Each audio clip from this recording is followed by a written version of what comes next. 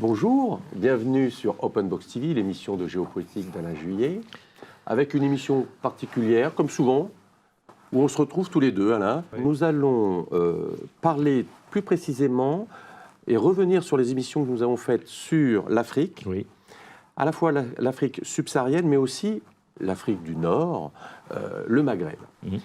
Et il se trouve que dans les commentaires, on nous ramène souvent à notre passé colonial et à ce qu'on a appelé la France-Afrique. Oui, alors, bien sûr. Je voulais avoir de votre part quelques éclaircissements sur quel était l'Empire français en Afrique, comment nous avons quitté ces pays pour ensuite parler de la France-Afrique. Alors, ouais, effectivement, il faut commencer par un point d'histoire. Il ne faut pas oublier que l'Afrique, avant la colonisation, avant tout ça, c'était des royaumes qui contrôlaient des zones importantes. Hein. Alors on avait, au début, par exemple, les Arabes qui étaient installés, comme vous savez, à Grenade et à Cordoue, en Espagne, hein, qui contrôlaient une partie de l'Espagne, avaient, en bas, en Afrique, avait contrôlé toute la zone de l'océan Atlantique, depuis Tanger, au nord, le passage de Gibraltar, hein, jusqu'au Sénégal. En l'an 900, il y avait le royaume de Fès, hein, la capitale était à Fès, elle n'était pas à Rabat comme aujourd'hui, et il contrôlait toute cette zone. C'est pour ça d'ailleurs que le roi Hassan II a fait sa marche verte quand les Espagnols, qui avaient occupé, dans la période coloniale, une zone du désert qui s'appelait à l'époque Ifni, Sahara espagnol, entre la Mauritanie et le Maroc occupé par les Français, eh bien, cette zone, quand elle a été libérée, si je peux dire, elle a été décolonisée par les Espagnols, les Marocains ont dit, le roi Hassan II a dit, mais c'est à nous depuis l'an 900, donc il n'y a pas de raison, on reprend ce qui est notre bien. Et les Algériens, eux, ont dit, mais pas du tout, parce que les Algériens, ce qu'ils voulaient, c'était un accès à la mer, à l'océan Atlantique. C'était une région géopolitique, en définitive, en utilisant les Sahraouis, donc la population locale opposée aux Marocains. Il y en avait une partie qui était opposée et qui a été manipulée, on peut dire, dirigée par les Algériens, pour permettre à l'Algérie d'avoir un accès à l'océan Atlantique qui n'ont pas au nord, puisqu'ils sont sur la Méditerranée. Deuxième élément dans la question que vous posiez, c'est que quand il y a eu la colonisation, que ce soit les Espagnols à Ifni, que ce soit les Français qui ont débarqué au nord, là au Maghreb, en particulier en Algérie, à Alger, dans l'affaire du bey d'Alger, vous savez, à l'époque, le bey ayant envoyé un coup d'éventail à l'ambassadeur français, à l'époque, pour ça, on était capable de faire la guerre, et donc on a envahi toute la zone. Enfin, il n'y avait pas que ça. Parce que voilà, on m'a dit, j'ai entendu dire dans les commentaires, il n'y avait pas l'éventail. Oui. On devait beaucoup d'argent à l'Algérie. Non, il y avait plusieurs choses. On devait beaucoup d'argent, il y a eu le coup d'éventail, mais il y avait surtout aussi que même encore à l'époque, il y avait des raids de piraterie qui partaient d'Alger et qui attaquaient, où on récupérait les bateaux. Il y avait des esclaves encore à l'époque, européens, qui étaient pris, hommes et femmes, hein, qui étaient ramenés à Alger. Donc, si vous voulez... il y a un moment où toutes les grandes puissances de la Méditerranée du Nord, si je peux dire, ont jugé que ça commençait à bien faire, et les Français ont profité effectivement du coup d'éventail pour occuper l'Algérie. Mais ce qui est intéressant de voir, c'est que l'Algérie, à l'époque, c'était une partie, je dirais, c'était de la zone turque, c'était une possession turque, hein, une possession turque, et la zone était une zone, je dirais, de 300-400 km à partir de la mer. Bon. La zone de passage, en définitive, pour les gens qui allaient depuis la péninsule arabique et l'Égypte vers l'Europe. Nous, de là, on est descendu avec les militaires français, on est descendu de plus en plus au sud, hein, pour aller jusqu'à la partie subsahélienne. Et, allez, comment voulez-vous faire des frontières quand vous êtes dans plein désert? On trace des lignes droites. Et ça explique pourquoi, quand vous voyez les frontières de tous ces pays, c'est de véritables lignes droites qui vont vers toutes, nord-sud, ouest-ouest, enfin, c'est toujours très simple. Un trait de règle. Exactement, un trait de règle qui a été fait par des géographes, et puis on disait, ben, c'est comme ça. Mais qui ne correspondait pas, pardon, au mode de vie, au style de vie des populations. C'est là où est le problème, c'est que ensuite, évidemment, quand il y a eu la décolonisation par les Anglais, par les Français ou par les autres, les Espagnols ou les Allemands, puisqu'on était tous les quatre en Afrique, hein, les 4 pays essentiels en Afrique, c'était ces 4-là. Quand il y a eu, et un peu l'Italie, excusez-moi, il ne faut pas que j'oublie l'Italie sur l'Éthiopie et la Libye. Quand il y a eu la décolonisation, bon, les pays nouvellement indépendants ont dit on ne touche pas aux frontières, parce que chacun dans ces pays, tous ces pays ont dit mais attendez, il y a une partie là à côté, c'est nous, parce que quand les colonisateurs sont arrivés, ils ont coupé le royaume. Moi je vois les Mali avec les Dogons, on voit au Cameroun avec Agaroua et ailleurs, il y avait des royaumes qui couvraient des territoires très importants, et là, qui se sont retrouvés coupés en plusieurs morceaux, si vous voulez. Un peu comme l'Ukraine, pour reprendre l'Ukraine. L'Ukraine, la vraie Ukraine, celle de, si vous voulez, à la fin de la Première Guerre mondiale en 1918, l'Ukraine, il y avait la partie nord, elle était occupée par les Polonais, la partie à l'est du Dniepr, elle était occupée par les Russes, et l'autre partie est occupée par l'Empire austro-hongrois. Vous voyez? Bon, alors, donc, quand on vous dit, il y a un territoire, on fait l'Ukraine, oui, en faisant l'Ukraine, on enlève une partie à la Pologne, hein, on enlève une partie aux Allemands, on enlève une partie aux Russes. Vous voyez? Bon, c'est des décisions qui sont des décisions de négociation d'État à État dans le cadre de traités internationaux ou simplement dans des processus de colonisation, de décolonisation. Alors, il y a toujours eu ces conflits, si vous voulez, entre les uns et les autres, chacun disant « mais cette partie-là est à moi ». Et alors, il y a eu en plus, il ne faut pas l'oublier non plus, et ça, c'est probablement là où on a été défaillant. On a donné à l'Algérie la partie qui était au sud, le Grand Sud, si je peux dire, le Sahara, ce qu'on appelle le Sahara. On leur a donné le Grand Sud, où les populations nomades, que ce soit les Touaregs ou les Peuls, puisque c'était les deux populations qui circulaient depuis la Mauritanie jusqu'au Soudan, sur tout le long, avec leurs troupeaux, en fonction de la saison des pluies ou de la sécheresse, en fonction de là où les troupeaux pouvaient manger. Donc les gens se déplaçaient sur des milliers de kilomètres, hein, en permanence. Donc cette zone-là, avoir mis des frontières arbitraires, ça rimait absolument à rien. Et c'est une des raisons pour lesquelles on a les problèmes avec les Touaregs du Mali, et du Niger et d'ailleurs. Les populations du nord, je dirais du sud du Sahel, hein, parce que ces populations disent « mais pourquoi vous nous avez rattachés à des pays avec qui on n'a rien à voir ? Au nord, je prends l'Algérie, hein, au sud, c'est pareil, on prend les pays comme le Mali ou le Burkina Faso, tu dis, mais nous, on n'a rien à voir avec ces pays-là. C'est ce qu'ils appellent, les Maliens appellent l'Azawad, hein, dire une zone où, en définitive, on dit on aurait dû avoir un État à nous. Vous voyez ? Mais pourquoi on ne l'a pas fait ? C'est parce qu'on était dans notre schéma, qu'on a de lignes géographiques qu'on avait tracées, et on ne voulait surtout pas les changer. Et c'est arrivé à un point, cette histoire-là, c'est qu'on a fait passer par la Société des Nations, il y a longtemps de ça, hein, il y a eu un accord général en disant on ne touche pas aux frontières. C'est le fameux dogme, l'inviolabilité des frontières, hein, qu'on voit partout, qui a été mis en l'air par les Européens dans les Balkans, quand on a coupé la Serbie en lui enlevant le Kosovo. Beaucoup de nos opposants ont dit « mais vous n'avez pas le droit parce que vous touchez au dogme de l'intangibilité des frontières ». Et c'est ce qu'a utilisé Poutine contre nous en disant « vous l'avez fait au Kosovo pour la Serbie, moi je le fais pour la Crimée ». On a fait une très bonne émission. On a fait une émission là-dessus, si vous en souvenez. Sur la Serbie. Vous voyez ? Alors, donc ça c'est la première partie. Il faut bien avoir ça en tête. Les frontières de la colonisation ne correspondent pas du tout, mais pas du tout, aux véritables frontières des royaumes tels qu'ils existaient avant. Bon, ça, c'est le premier point. Alors, derrière, après, quand on a eu la décolonisation, on en a fait une union entre nous et tous ces pays devenus indépendants, aussi bien les Français que les Anglais et les autres. Là, qu'est-ce qui s'est passé ?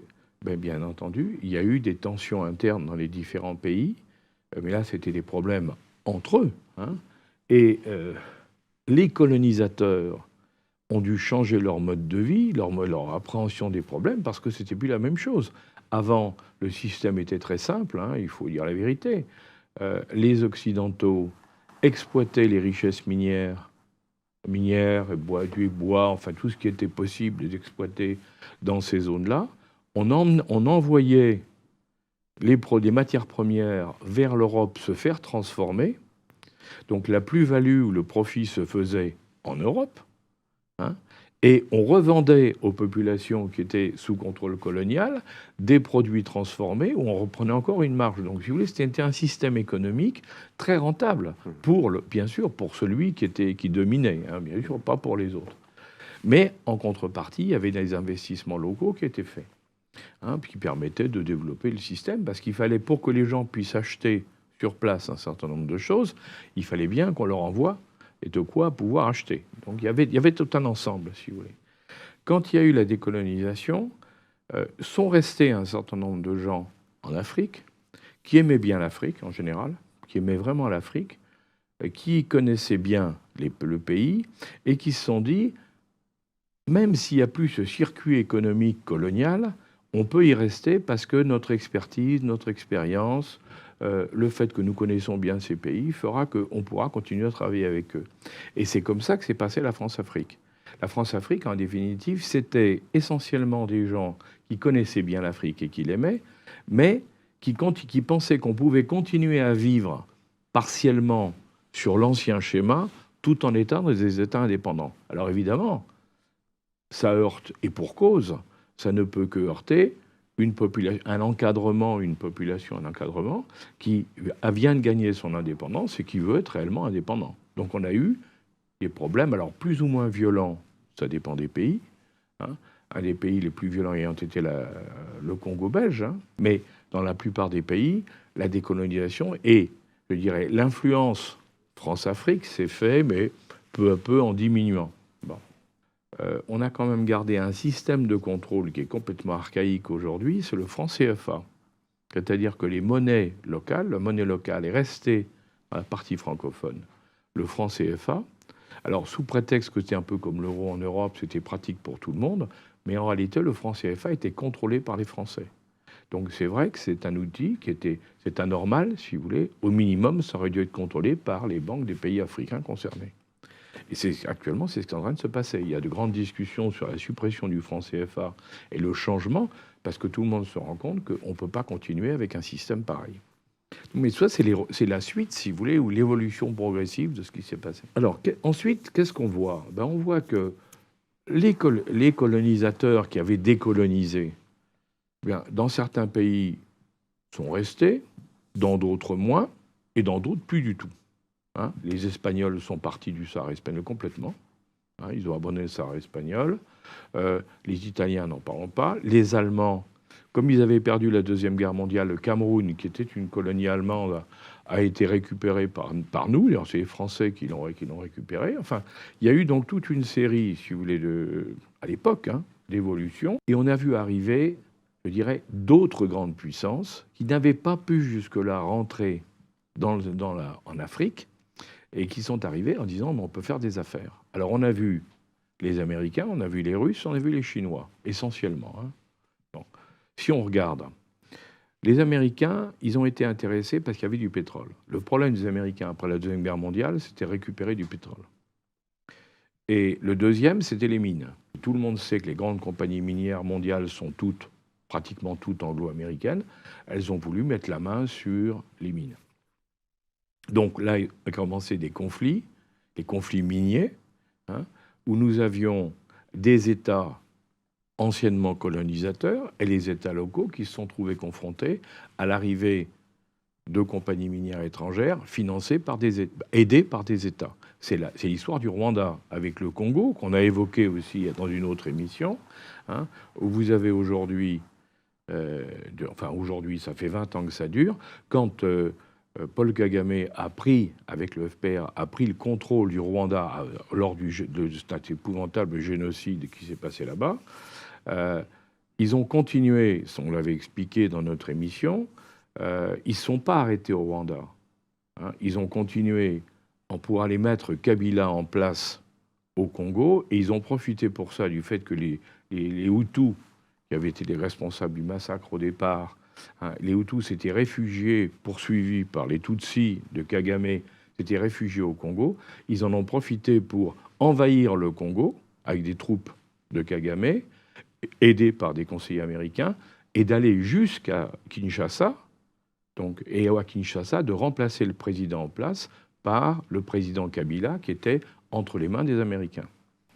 Alors, excusez-moi, je reviens oui. sur cette émission. On en avait parlé avec M. Éric Lubin. Oui, absolument. On avait fait une très très belle émission. Et ce qui était intéressant, c'est que on n'en parlait pas du tout à l'époque.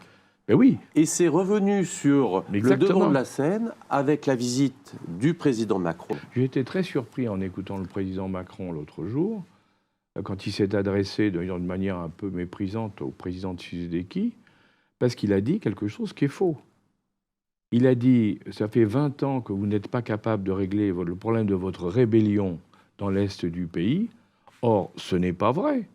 En réalité, ce qui s'est passé, c'est qu'après avoir mis Kabila à la tête de l'État congolais, Kagame et le président ougandais, parce qu'ils étaient tous les deux, les Ougandais et les Rwandais, ont dit « nous, on veut, en contrepartie, on va récupérer toute la production minière de coltan, c'est essentiel pour les téléphones portables et autres, on va le récupérer, et c'est dans la province de l'Ituri, qui est la province qui est juste à la frontière du Rwanda et du Burundi.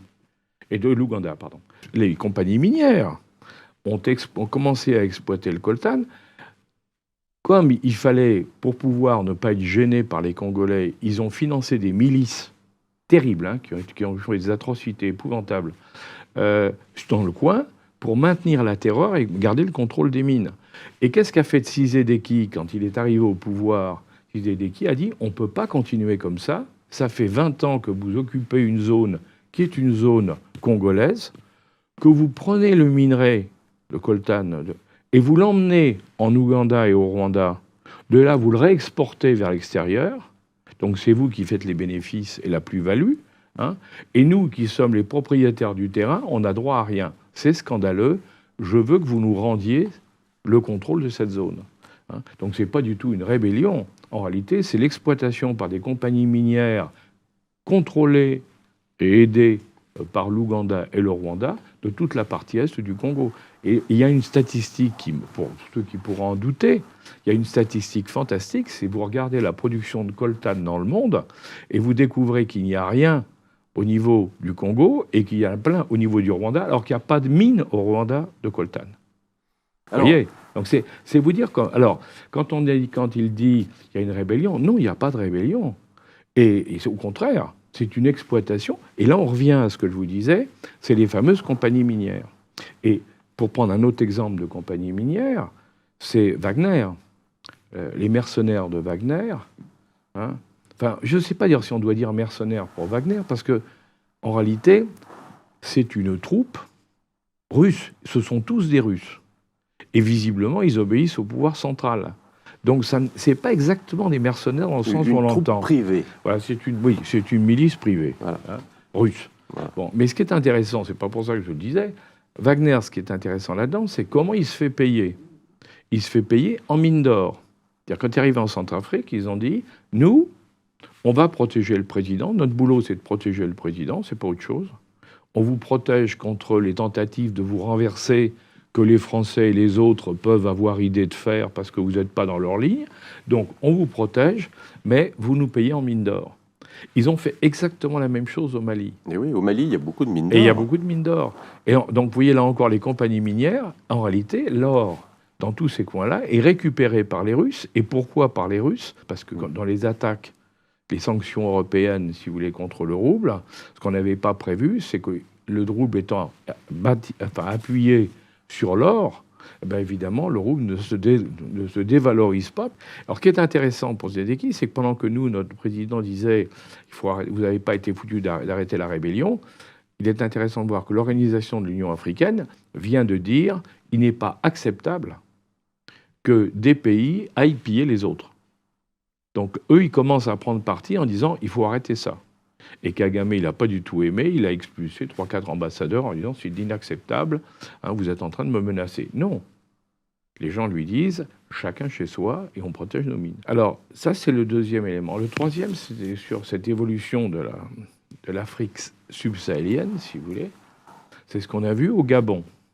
Il n'y a pas que le Gabon, il y a aussi le Togo, d'ailleurs. Qu'est-ce qui s'est passé? Ces gens-là ont été, pendant très longtemps, des membres donc, de la communauté française, hein, donc des pays décolonisés de la zone, mais en particulier pour le Gabon, des pays riches, hein, parce que le Gabon est un pays riche. Indiscutablement, les relations se sont tendues entre la France et des pays comme le Togo ou le Mali, on l'a vu, le Burkina Faso, on l'a vu, mais le Togo aussi, les relations se sont tendues, le Gabon également. Pourquoi ? Parce que dans tous ces pays-là, on a toujours voulu conserver une influence forte et d'appuyer cette influence forte sur le côté militaire. Bon. Et les gens se sont dit, mais est-ce que c'est bien raisonnable ? Pourquoi continuer à travailler avec les Français exclusivement alors qu'il y a d'autres opportunités ? Et on a vu le Togo et le Gabon, par exemple, dire « je lasse la France pour passer dans le Commonwealth anglais ». Personne n'en a parlé. Hein. Le Gabon, il y a 2 ans, est rentré dans la communauté anglophone. Donc, ça veut dire qu'il a choisi son camp, et le camp, c'est plus la France. Vous voyez ? Bon, Kagame, au Rwanda, on parlait français au Rwanda. Kagame a changé en disant on parle dorénavant anglais. La langue officielle du Rwanda, c'est l'anglais, et donc, bien entendu, Commonwealth. Vous voyez ? Donc, on voit aussi les jeux de pouvoir qui se passent derrière. Le Gabon, c'est liaison avec les Américains. C'est clair. Donc, la France-Afrique n'existe plus. Sur ces entrefaits, le président Macron fait une tournée en Afrique pour relancer les relations avec ces pays, mais sur des bases plus modernes, plus sereines, plus saines. Oui, oui, bien entendu, parce que le président, les conseillers du président Macron, je pense que tout le monde est conscient que l'Afrique n'a plus rien à voir avec ce qu'elle a été. On voit les actions, effectivement, des Américains. Les Français étaient la population étrangère la plus importante en Afrique il y a 30 ans. Aujourd'hui, la population la plus étrangère en Afrique, ce sont les Chinois. Il faut le savoir, on a été remplacés complètement. Les Chinois, ils ont notre système. Eux, ils font des contrats et ils prêtent de l'argent. C'est-à-dire que vous dites, voilà, j'ai un besoin. Je me souviens, par exemple, le Congo-Brazzaville n'a plus d'argent. Les Chinois, ils vous en faites pas. Les banques ne veulent pas vous prêter. Nous, on vous prête. Très bien. Les chefs d'État, ils sont contents. Ils ont de l'argent. Le problème, c'est qu'ensuite, il faut payer. Ils vous disent, bon, vous ne pouvez pas payer, on comprend. Mais alors, qu'est-ce que vous nous donnez en échange ? Et ils mettent la main sur des pans entiers de l'activité locale. Donc, si vous voulez, et ça, alors, ils s'en rendent compte les uns après les autres, hein. Mais ils sont coincés, les pays africains, parce qu'ils ont emprunté, ou ils continuent à emprunter parce qu'ils ont des besoins. Et d'un autre côté, les Chinois leur financent, ou les aident à financer des infrastructures, hein, les ports, les routes, les chemins de fer, tout y passe, si vous voulez. Tous les pays africains, maintenant, se réunissent régulièrement en Chine, à Pékin, hein, dans un grand forum, comme nous, on faisait avant. Avant, on avait un grand forum des pays africains en France, où le président de la République les voyait tous, tout le monde se connaissait. Maintenant, nous, on n'existe plus. En réalité, ça se passe en Chine. Hein. Donc, on voit bien, il y a des bascules dans tous les sens. Vous voyez ? D'où l'important, je reviens sur le oui, voyage du président. Alors, le président... Et donc, c'est un succès, non, malheureusement, parce que c'est là où on peut se poser des questions, si vous voulez. Quand son premier discours, quand il est allé au Gabon, on peut dire se demander pourquoi il a choisi le Gabon, puisque le Gabon, comme je vous disais, a basculé dans le Commonwealth. Le Gabon a voté pour la Russie à l'ONU, quand même, hein, donc a montré qu'il n'était pas du tout de notre côté. Il a voté pour la Russie, que c'était le bon endroit pour faire cette déclaration. Mais il avait raison quand il a dit, son premier discours était tout à fait justifié, de dire la France a compris que c'est plus comme avant et qu'il faut qu'on change de mode de relation avec les pays africains. C'était très bien. Hein. Il avait raison. Simplement, est-ce que c'était le bon pays pour le faire ? Puisque ce n'est pas un pays qui, aujourd'hui, nous apprécie particulièrement. Alors certes, Total a des gros intérêts là-bas, mais Total n'est pas la France. Alors ensuite, quand il a été au Congo, je vous disais, visiblement, il n'a pas été mis au courant. Enfin, ou alors, il a voulu oublier qu'il est très ami avec le président rwandais, Kagame, et il n'a pas voulu attaquer le président rwandais, mais cette diplomatie... pour faire plaisir au président Kagame, nous a mis à dos toute une partie de l'Afrique. Oui. Celle qui dit c'est scandaleux qu'un pays africain exploite les autres. Vous voyez ? Ça, il y a plein. En France, il y a un non-dit total là-dessus, vous pourrez remarquer. Et donc, du coup, on ne veut pas dire il y a un vrai problème de fond, et puis là, on n'a pas arrangé, au contraire, on l'a aggravé. on peut revenir un peu, si vous voulez, à la France-Afrique là-dessus. Quand il y a eu, à l'époque de Gaulle, il y avait Foccart, tout le monde connaît, Monsieur Foccart. Monsieur Foccart, qui défaisait les présidents africains, ça c'est vrai, mais qui les connaissait tous très bien, il connaissait parfaitement l'Afrique. Mais c'était une Afrique assez paternaliste, il faut être honnête. Quand Mitterrand est arrivé au pouvoir, les gens ont dit ça va changer, pas du tout. C'est un des adjoints de Foccart, un des collaborateurs de Foccart qui s'appelait Penn, qui est devenu le patron. Donc simplement, on a changé de parti, mais la méthode est restée à peu près la même.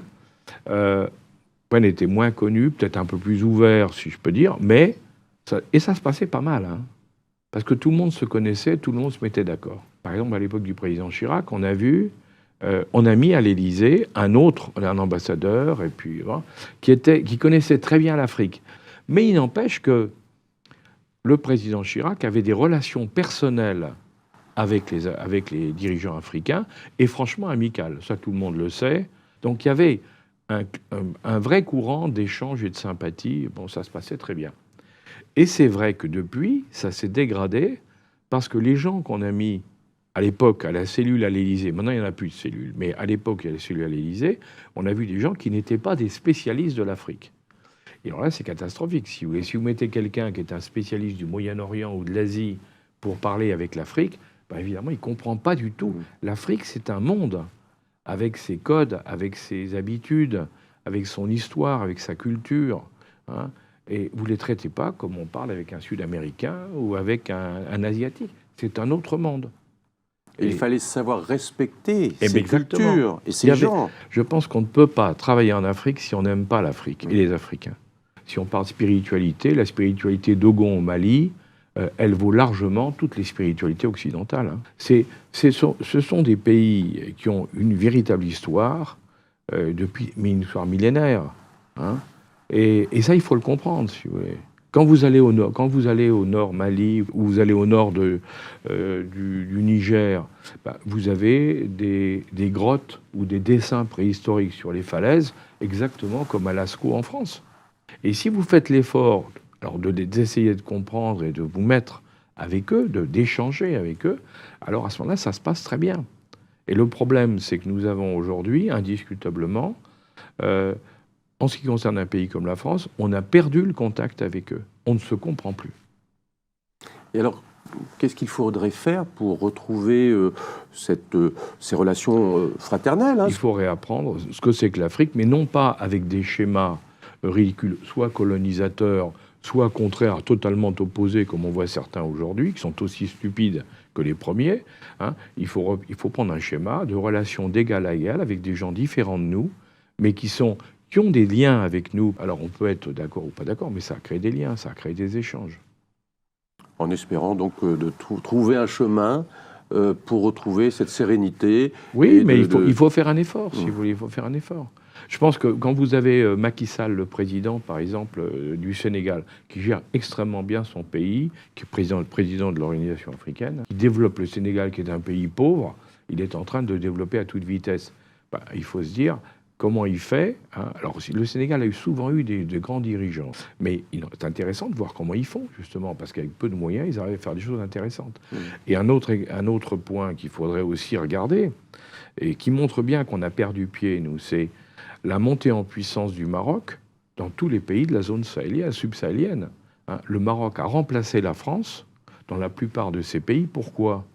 Parce que les banques marocaines ont remplacé les banques françaises qui ne voulaient plus prêter dans ces pays-là ou investir dans ces pays-là en disant il y a trop de risques.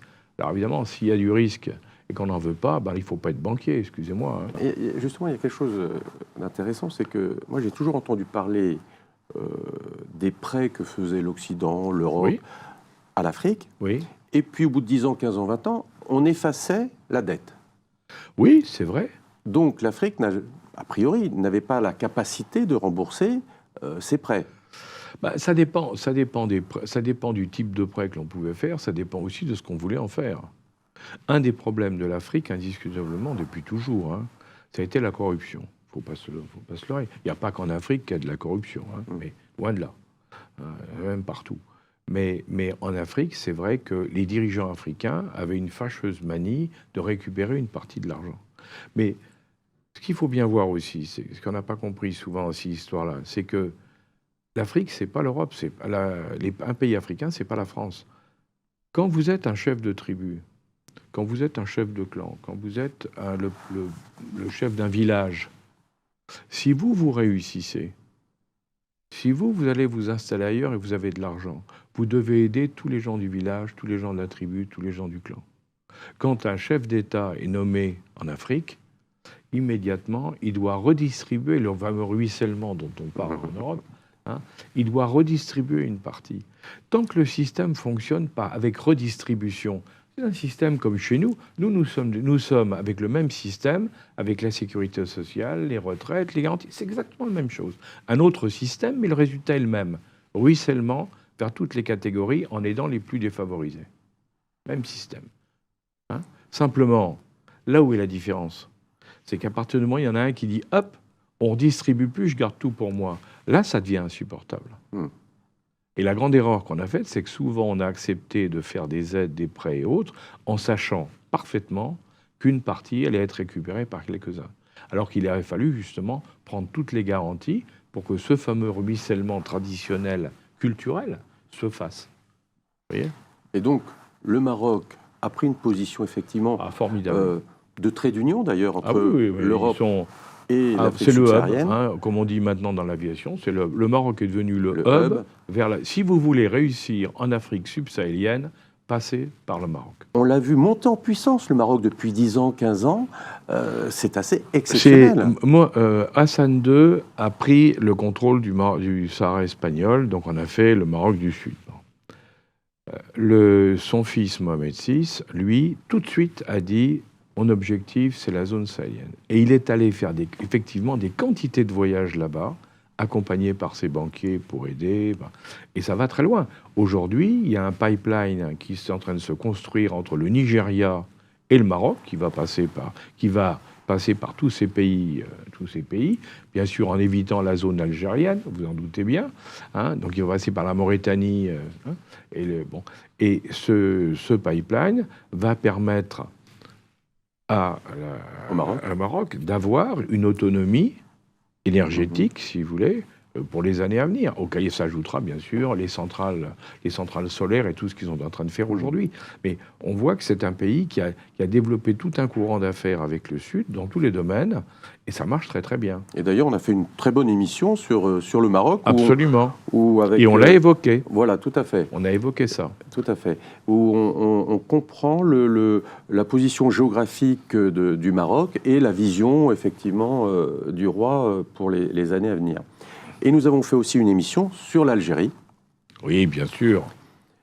Où là, la vision est un peu moins lisible.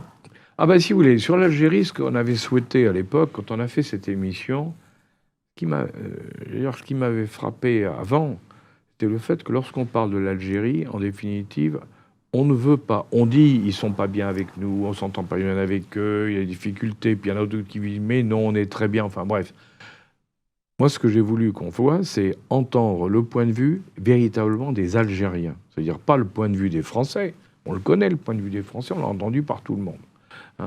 C'était le point de vue des Algériens alors ce que je pense personnellement, ont construit leur histoire sur la guerre d'Algérie, parce qu'avant, ils ont été au gré des vents, contrôlés par les uns et par les autres. Maintenant qu'ils ont pris leur indépendance et qu'ils l'ont construit à travers la guerre d'indépendance, ils veulent affirmer et ils se sont fait une histoire. Bon, c'est normal, c'est comme ça. Mais ce qui est intéressant, justement, c'est de bien le comprendre, de comprendre les mécanismes, parce que pour le moment, on voit bien, le président Macron a, je crois, fait tout ce qui était possible, même au-delà du possible pour certains, pour se retrouver bien avec l'Algérie, à tel point qu'on s'est brouillé avec le Maroc, qui était notre allié traditionnel, il faut quand même le dire. On a toujours été aidé, on a travaillé avec le Maroc depuis je dirais, l'arrêt du protectorat au Maroc et l'indépendance de l'Algérie. Bon, il faut bien reconnaître qu'il y en a un pays qui est plus pauvre, qui est le Maroc, qui s'est développé, avec qui on marchait très bien. On est totalement brouillé avec eux. Le roi l'a rappelé, quand notre président a dit « mais on est amis avec le Maroc », il a dit « non, on n'est pas amis. On a des relations, on n'est plus amis ». Donc c'est clair et net. Hein, on a cassé les ponts, mais de l'autre côté, notre président a essayé d'avoir de très bonnes relations avec l'Algérie, mais le moins qu'on puisse dire, c'est que l'Algérie ne répond pas. Mais quand on écoute ce que disait dans notre émission, ce que disait notre ami qu'on a invité, M. Nemeth, hein, on voit bien que on sent parce qu'on ne se comprend pas. Alors, et qu'on ne veut pas se comprendre. Ouais. On parle du Maroc et de l'Algérie. Alors, il y a une chose que je ne comprends pas très bien, c'est cette histoire de visa. Ça chagrine le Maroc, ça chagrine l'Algérie, des visas pour venir en France. Fin du protectorat d'un côté, fin de la guerre, les accords d'Évian de l'autre. Il y avait des accords pour qu'on traite ces deux pays comme des nations privilégiées. C'est-à-dire que les populations de ces pays-là pouvaient venir en France, hein, et la réciproque d'ailleurs, ce qu'on a toujours oublié, il y avait la réciproque, qui n'a pas été pratiquée beaucoup, en tout cas pour l'Algérie, mais il y avait la possibilité d'aller dans les deux sens, hein, et parce que ça faisait partie des accords. Ensuite, vu les volumes de gens qui venaient, il a été décidé qu'il y aurait des visas. On a mis en place des visas parce qu'on a considéré que ça devenait problématique. Hein. Alors, en théorie, si vous voulez, il y avait au départ ceux qui étaient français avant la fin du protectorat, la fin de l'indépendance, ou l'arrivée de l'indépendance d'Algérie. Eux, ils n'avaient pas besoin de visa pour venir en France. C'était les autres après qui en avaient besoin. Bon, aujourd'hui, 60 ans se sont passés, une bonne partie de la population, elle n'était pas là, donc... Et donc, il y a aujourd'hui des systèmes de visa. Le problème, c'est que les Français voudraient réguler, hein, parce que quelqu'un qui vient dans un pays, il faut qu'il puisse y travailler, sinon, ça devient une charge pour le pays. Il ne faut jamais l'oublier. Hein. On peut accueillir de l'immigration autant qu'on veut, à partir du moment où on peut offrir aux gens qui viennent un travail, décent bien sûr, un travail décent, hein, qui leur permet de vivre. Et alors, s'ajoute à ça maintenant le fait qu'on veut pouvoir, les Français souhaitent pouvoir renvoyer des gens qui ont commis des délits, parce qu'il faut quand même qu'il y ait des délits, hein. On veut pouvoir les renvoyer dans leur pays d'origine. Certains autres pays l'ont obtenu, mais nous, on n'arrive pas à l'obtenir en Algérie et au Maroc.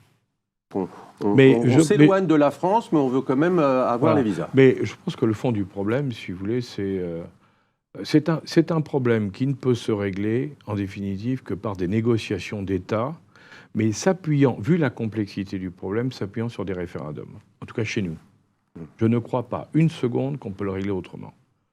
C'est-à-dire qu'il faut obtenir une manifestation populaire, faire un vote de référendum, et derrière ça, ensuite, fort du résultat du référendum, aller négocier dans les pays, en l'occurrence, pour dire, voilà, écoutez, la population chez nous, elle dit ça, on est bien obligé de suivre, donc maintenant, comment on fait pour trouver une solution? Et s'il n'y a pas moyen, on exerce des mesures de rétorsion.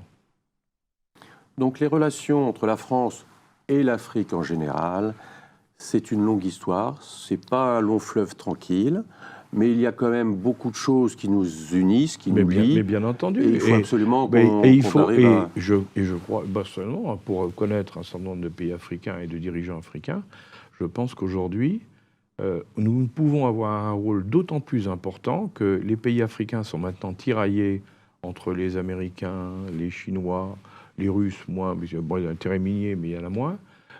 Ils sont tiraillés entre tout le monde, et qu'en définitive, nous, on est quand même un peu un frère. Moi, je ne dis pas le grand frère ou le petit frère, je dis un frère, quelqu'un qui connaît quand même mieux que les autres, même si ce n'est pas parfait. On vient d'en parler, mais quelqu'un qui les connaît quand même beaucoup mieux et qui, en général, les aime plus que les autres. Écoutez, Alain, merci pour tous ces éclairages, toutes ces informations qui nous permettent de mieux comprendre à la fois l'histoire et puis un projet sur lequel on peut se projeter. Et comme toujours, c'est très intéressant de vous entendre et de vous écouter. J'espère que vous aussi, vous avez compris et entendu un certain nombre de choses qui vous ont intéressé. Et on vous donne rendez-vous pour une prochaine émission sur Open Box TV. Merci et à très bientôt. Vous êtes de plus en plus nombreux à nous suivre sur Open Box TV. Et vraiment, nous tenions à vous en remercier avec Alain Juillet. Et nous lisons tous vos commentaires qui enrichissent le débat. Et vraiment, nous vous demandons de nous soutenir sur Tipeee pour continuer à avoir cette ligne éditoriale indépendante et vous proposer des émissions toujours de plus en plus enrichissantes. Merci et à bientôt.